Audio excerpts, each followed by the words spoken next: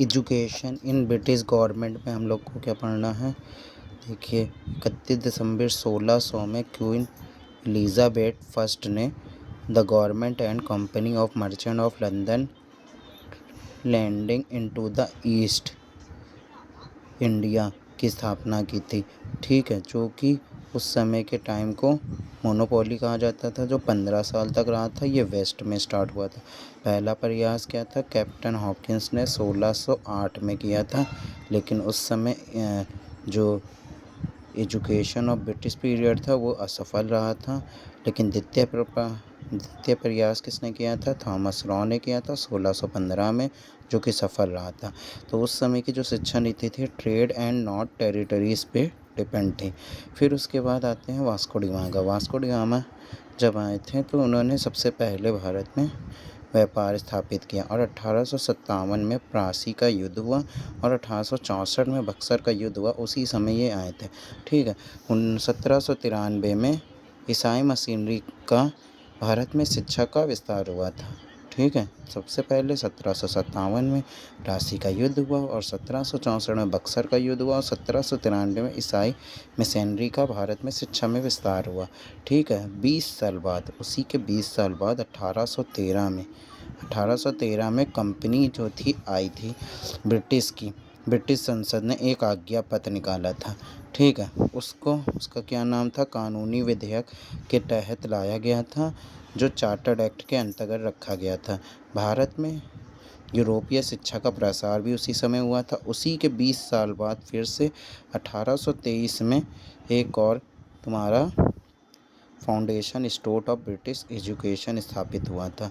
उसमें क्या हुआ था, 1 लाख रुपए वार्षिक मिलेगा। ठीक है, भारतीयों को शिक्षित करने के लिए। ठीक है, तो उसी समय क्या हो गया था, लड़ाई हो गई थी। ठीक है, पाश्चात्यवाद और पाश्चात्यवाद में। ठीक है, ये जो थे भारत को भारतीय शिक्षा की तरफ प्रेरित कर रहे थे। ठीक है, और ये अंग्रेजी शिक्षा को प्रेरित कर रहे थे। 10 वर्षों तक जो था 1 रुपए भी अभी तक खर्च नहीं हुए थे।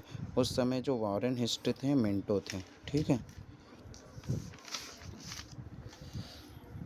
देखो पाश्चात्यवादी दल में कौन कौन थे, एसटी पेसिप समर्थक थे वॉरेन हेस्टिंग्स, लॉर्ड मिंटो। ठीक है, और दर्शन, भारतीयों को अपनी भाषा और संस्कृति का प्रसार करना था। ठीक है, ये कलकत्ता मदरसा कॉलेज, ये मैं बता दूंगा। बनारस संस्कृत विद्यालय, ये भी मैं बाद में बता दूंगा।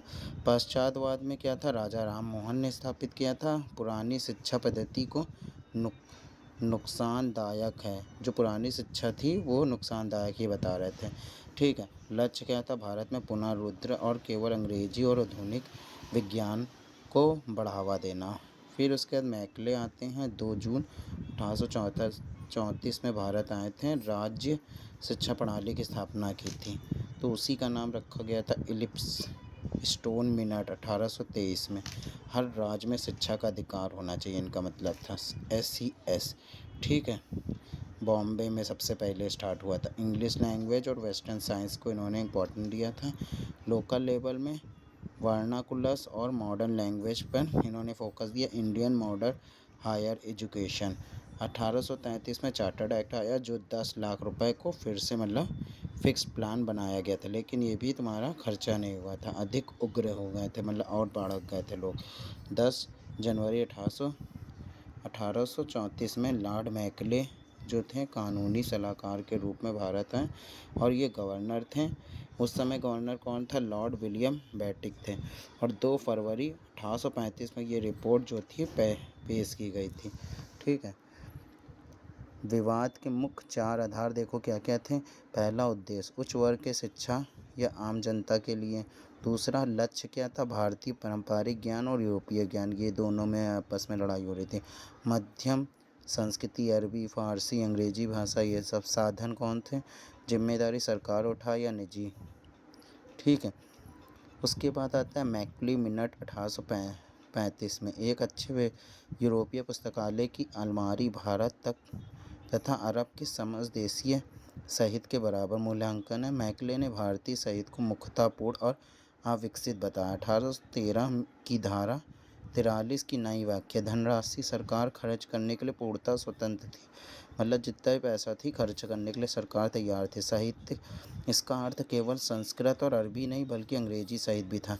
भारतीय विद्वान केवल मौलवी और पंडित ही नहीं, लॉक और मिल्टन को पढ़ाने वाले विद्वान, मतलब इन्होंने और भी लोगों को पढ़ाने पर भी फोकस किया था। 7 मार्च 1835 में विलियम बेंटिक का फैसला। 1835 में शिक्षा का सारा फंड केवल अंग्रेजी शिक्षा पे खर्च होगा, इन्होंने कहा था।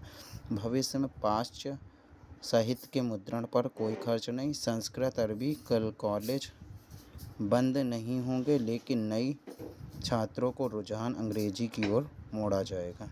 ओके।